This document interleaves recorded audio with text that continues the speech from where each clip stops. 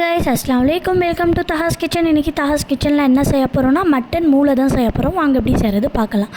Mutton மூளைக்கு நான் 3 மூளை எடுத்திருக்கேன். அதுக்கப்புறமா கருவேப்பிலை, பச்சை மிளகா, உப்பு, பெப்பரு, அதுக்கப்புறமா மஞ்சள் தூள். இவ்வளோ தான். ரொம்ப சிம்பிளாக இருக்கும், பட் டேஸ்ட்டு சூப்பராக இருக்கும். ஒரு வாட்டி நீங்கள் ட்ரை பண்ணி பாருங்கள்.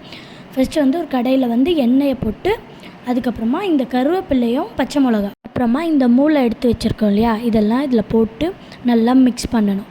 மிக்ஸ் பண்ணிட்டு நம்ம ஏன் பச்சை மிளகாவும் கருவேப்பிலை போட்டோன்னா அந்த ஃப்ளேவர் சூப்பராக இருக்கும். இது நான் ஒரு ஹோட்டலில் சாப்பிட்டேன். அது நான் கேட்டு தான் இந்த மாதிரி சமைச்சேன். இது நான் ஆம்பூரில் சாப்பிட்டேன். ஸோ இது ரொம்ப எனக்கு பிடிச்சிருந்தது. அதே மாதிரி நான் சமைக்கணும் அப்படின்ட்டு கேட்டு நான் சமைச்சது தான் இந்த டிஷ்ஷு. நீங்களும் ஒரு வாட்டி ட்ரை பண்ணி பாருங்கள். அதுக்கப்புறமா மஞ்சள் தூள், மிளகுத்தூள், உப்பு, இது மட்டும்தான் நான் போட்டிருக்கேன்.